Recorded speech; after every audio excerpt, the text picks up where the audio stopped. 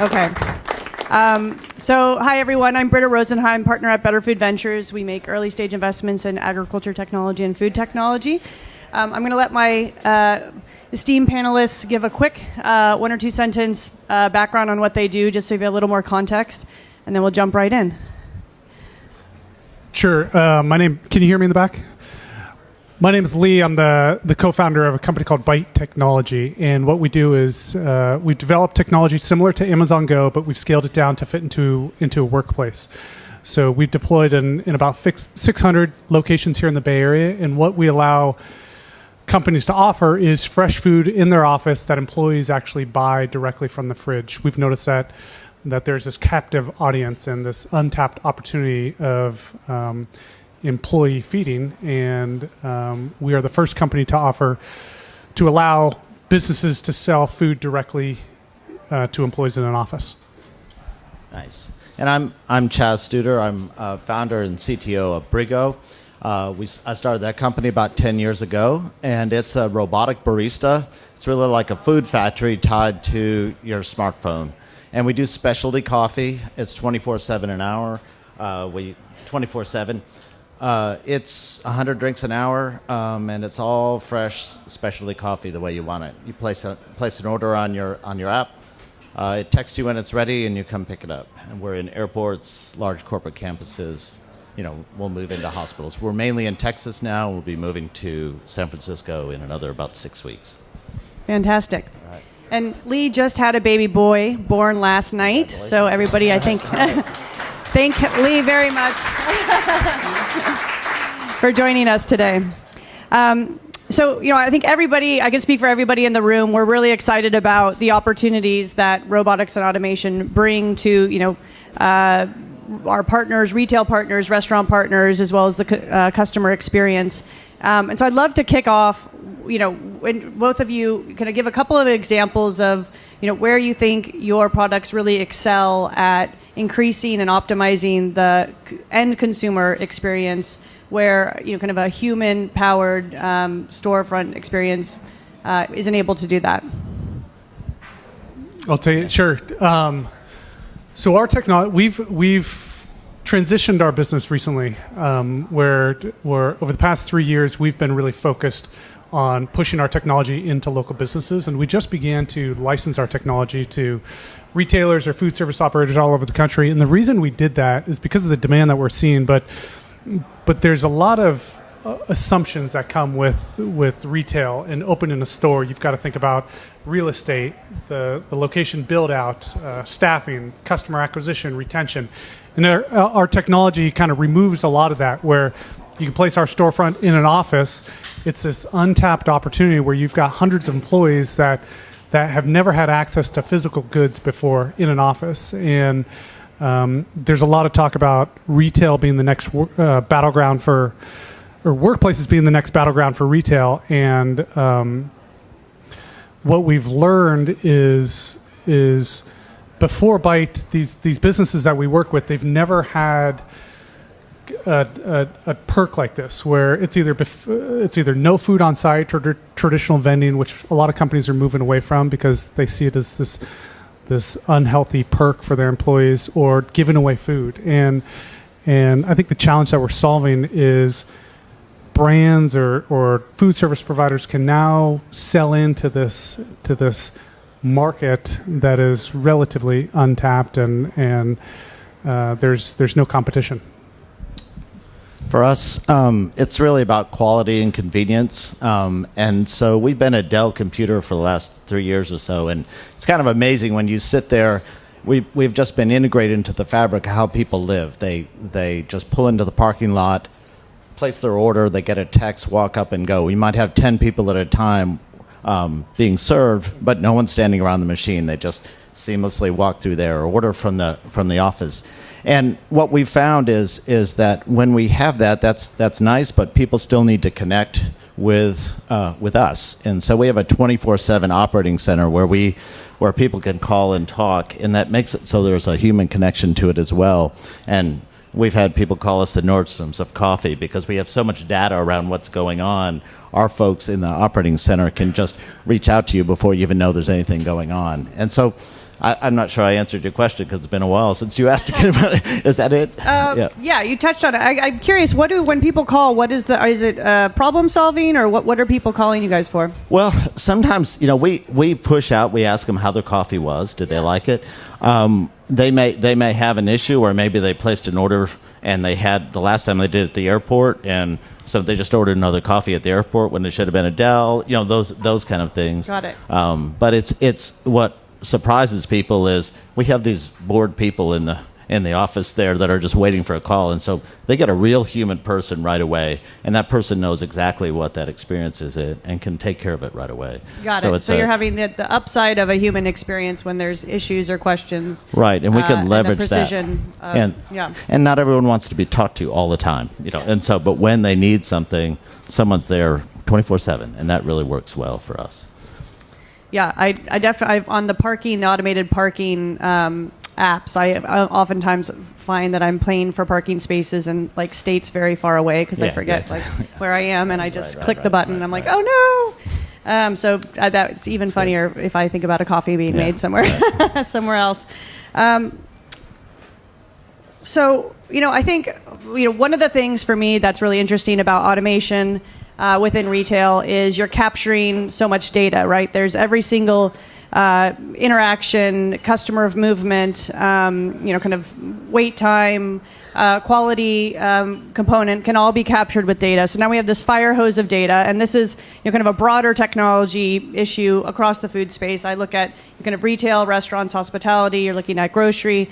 You have all of these, points of data coming in that you can capture, but it's really overwhelming for brands, for retailers, for the participants in the sector to actually know what to do to make that actionable, to actually translate that into something that makes the world a better place or makes the world a smarter place. So I'd love you guys. You have the luxury of having a couple of years under your belt, both of you. You're not in stealth mode. You're continually optimizing, but you have a number of years of data under your belts in terms of looking at either behavior of your end consumer, but also insights that can feed back to your retail or real estate partners that are actually your initial customer. So how are you guys using data? One, to make better decisions internally. So what are some of your KPIs that you're looking at to make sure, on a weekly basis or daily basis, hey, what decisions do we need to make that are different? And two, how are you using the data and insights to actually help your retail or real estate partners or, kind of company partners make better decisions and be better partners to them? Yeah, so that actually has been over these 10 years, we've built up that data, and we have a data warehouse, if you will, and data scientists that work on that, and that's key to being able to manage these systems as we grow up. And so what we do is we've got a lot of data about the individual drink itself and the machine status and how it corrects itself as we go through the day, adjusting shot times and dosing and things like that. But then, more importantly, we're able to bring all that data up, and so for every drink you've ever had, we know everything about you, everything about the drinks you ordered, but also the context of the machine. And we're bringing all that together, and then we have algorithms to look at and create virtual sensors, if you would. So we're looking at how the data is shifting over time, and whether that requires some correction that we can do remotely, or feeds algorithms that we build back into the machine, or allows us to say, listen, this process is shifting. It's okay. We don't have to send someone out for a couple of weeks, things like that. So we do a lot of data around that. And then for our partners, so we work with large food service companies. They have access to the very large populations that we need to talk to. And we blew them away with how much data we had about the customers, because most of them are they got cash registers, they're swiping, they don't know who's buying what or how this is really managed. And when we started to show them what we have, they're kind of blown away, but they're large companies, and so we just approached it that way and surprised them, and so they asked for more. We worked that way. Building on that, can you give us can you drill down another layer and give us an example of either a couple of insights that you're able to deliver, or even sure, them understanding their customer base? How do they actually use that data to make it actionable? Our end customer. So Either. Yeah. Yeah, either of them. Well, this is going to sound weird, but in one of our locations, we had an employee of the end customer who was gaming the system. First drink free, sign up for account, you get a new one. Then we kept getting this over and over again. We gave him kind of some warnings. Hey, dude, don't do that anymore. And after a while, they didn't stop. So we actually let that employer know that you have someone here that's trying to game this system. And they were gone the next day. Because if you're an employer, you don't want to have that type of employee there. So that's kind of weird, but we didn't expect that reaction. But it's like you're now in the HR business. Yeah, well, they were glad for that because it alerted them. And that's kind of a stupid, weird order. That only happened once, but. We have data that's helpful to them. We see a lot of trends for how their workforce is working, and often it's a little bit hard for us to see. Like Dell is a very work from home kind of environment. Lots of people coming and going, so it's hard for us sometimes to know what their activity is, and so we give them feedback there.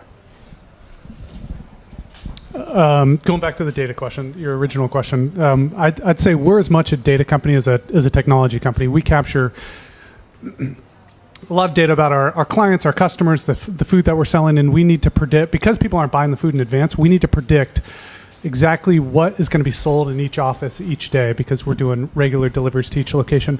But we're in a unique position beyond what traditional retailers are in because we've got 3 very important data points. We've got the customer's email address, so we're dealing with a captive audience. Typical retail, you're focusing on pulling customers in, where we're able to push products to customers. So it's both directions with our business. So we've got customer's email address and a captive audience. We've got the expiration date of every product, and we've got something called dynamic pricing. So the prices can change kind of like airline prices. So we can see with those 3 data points, that really influences a lot of decisions that we make at our company, where we can see if a product's going to expire tomorrow.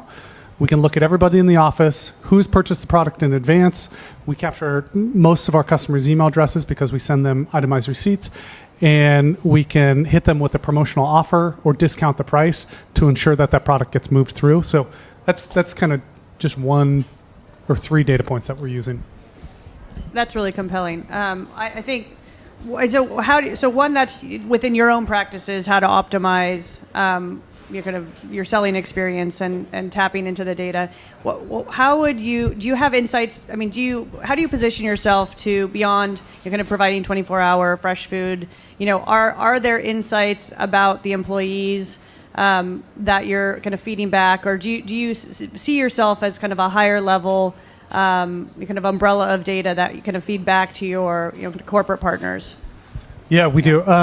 So we've kind of flipped the vending model on its head a bit, where traditional vending machines, if you put like a soda machine in an office, they're typically sharing the revenue with the location, whereas we charge each location a subscription fee to have our service on site. So they're paying us as well as we're generating the revenue from the food sales.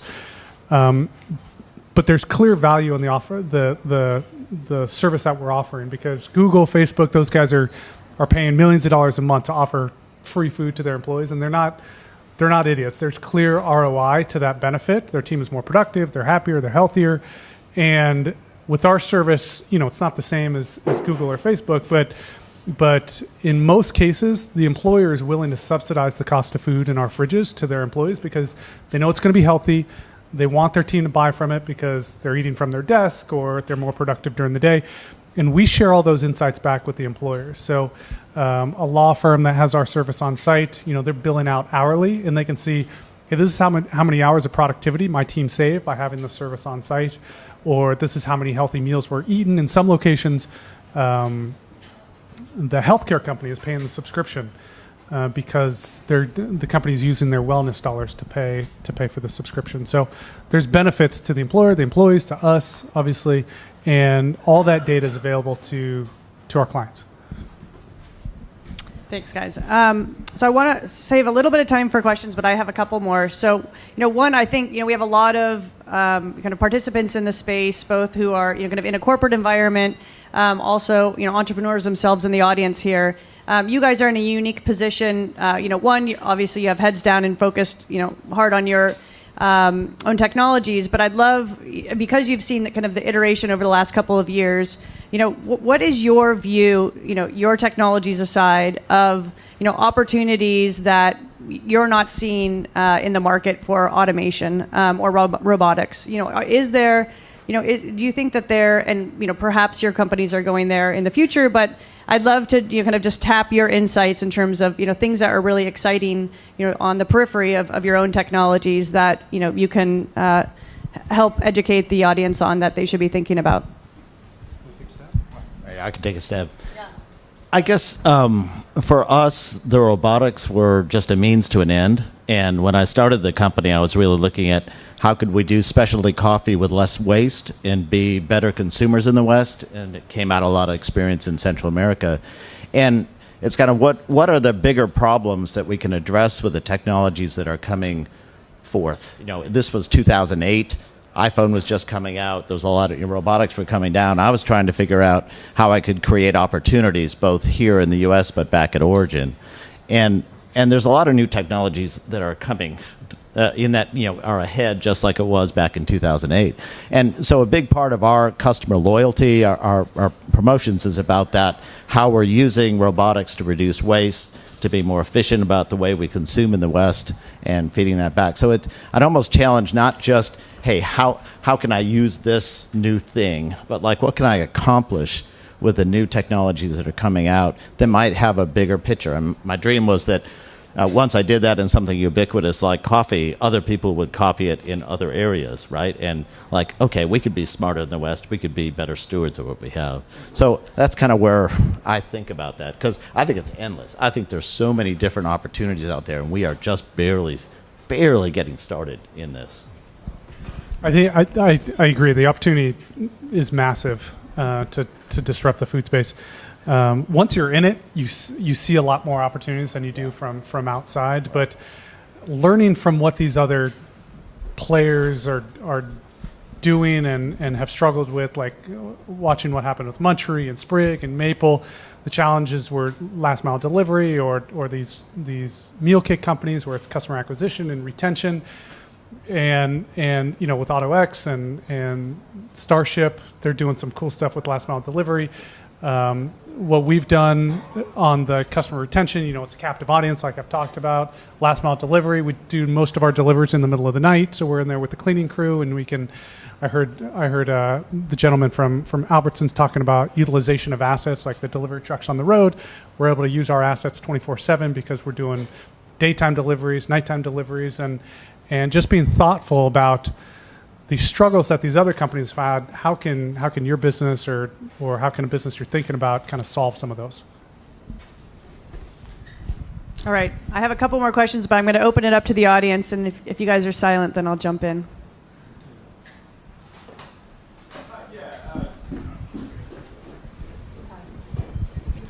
Yeah, a question for Lee, because the relationship, employer to employee is a little bit different from a traditional customer to seller.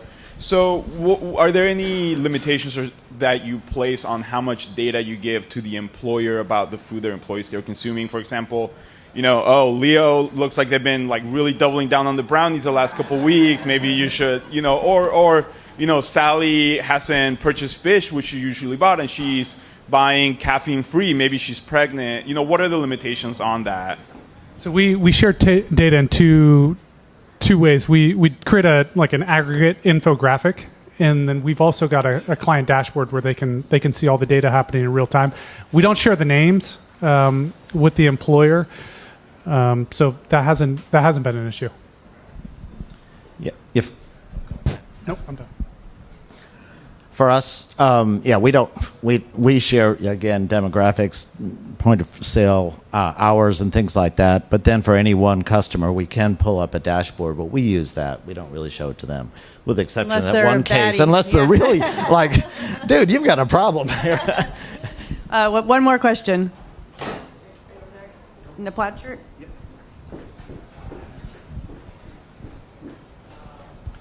Question for Briggo. Have you been able to go with an unattended system, or do you always have to have someone there to kind of help the customer or fulfill the machine, that kind of thing? Good. we're on our third generation machine, which is 3 completely different architectures. The first one did have an attendant, but the second and the third they're fully autonomous. So they're 24/7 with the exception of the time it takes to restock, typically every other day. And so they're fully attended remotely. So we have people watching. It's alerting itself, but that was key in our market to be able to really have it stand alone. So at 3 in the middle of the morning at the airport, it's making great cappuccinos that you can't get anywhere else. So yeah, it's fully unattended. All right. Thank you guys very, very much. Congratulations again, Lee. Thank you, Brita. Give him a big round of applause.